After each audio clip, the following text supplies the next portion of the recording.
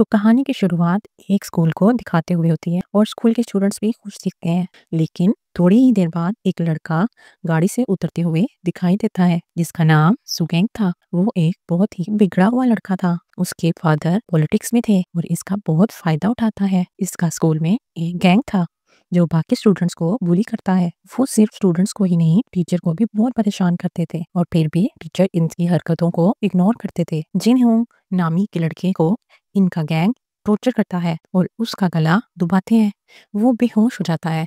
इनकी गैंग की लड़की वीडियो रिकॉर्डिंग करती है। फिर जिन होंग को एक कमरे में ले जाकर उसके साथ गेम खेलते हैं और इनकी गैंग कोई एक लड़की उसके साथ गेम खेलते हुए उसे थप्पड़ मारती है और वो बेचारा थप्पड़ खाता है और कुछ नहीं कर सकता। इनके गैंग का सुखिंग लीडर वही देख रहा होता है और बहुत खुश हो रहा होता है। ऑडियो रूम में पूरे स्कूल को आवाजें सुनाते हैं और कोई भी उसकी मदद नहीं कर सकता। फिर मूवी की मेन एक्ट्रेस सीमिन दिखाई जाती है जो आज भी टीचिंग के लिए आई थी। जॉब टेम्परेरी थी अभी और सीमिन चाहती थी कि वो परमानेंट हो जाए, इसलिए सब कोलीग के साथ बहुत अच्छे से पेश आती है। एक सीमिन दूसरी टीचर को बात करते हुए सुनती है कि जिस डेस्क पर वो बैठती है उस जगह एक टीचर बैठती थी जिसने सुसाइड कर ली थी। सीमिन ये सुनकर गूगल करती है और उसे पता चलता है कि स्टूडेंट्स की बुलिंग से तंग आकर सुसाइड की थी उस टीचर ने, और बाथरूम से बाहर निकलकर इस तरह प्रिटेंड किया कि जैसे उसने कुछ सुना ही नहीं।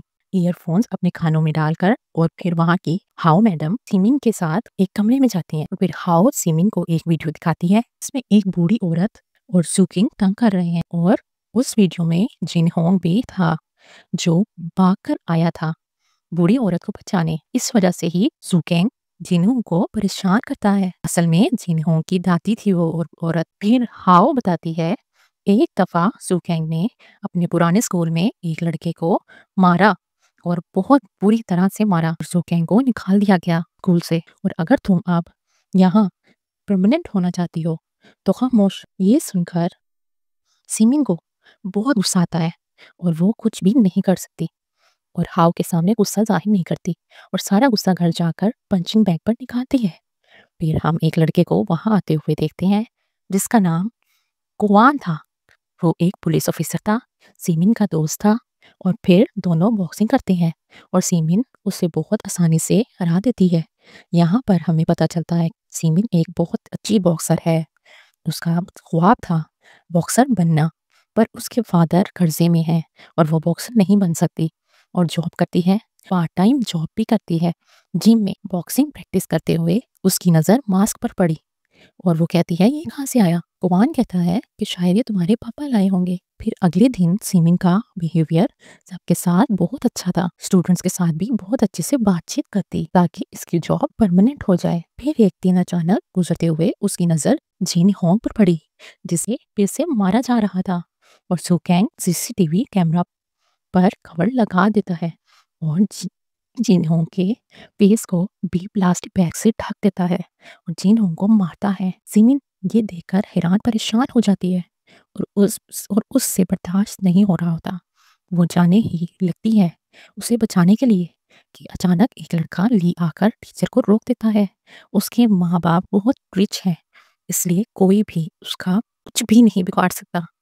सीमिन वहीं रुक जाती है और समझ जाती है कि अगर वो कुछ भी करेगी तो उसकी जॉब के लिए प्रॉब्लम हो सकता है।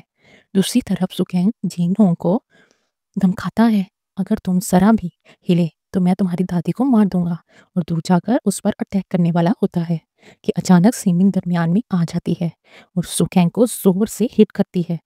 जमीन पर गिर जाती है जिससे उसे चोट लगी हो और फिर उठकर सुकैंग को सॉरी कहती है और जिन्हों का बैग प्लास्टिक जो फेस पे लगा हुआ था वो हटा देती है और चली जाती है।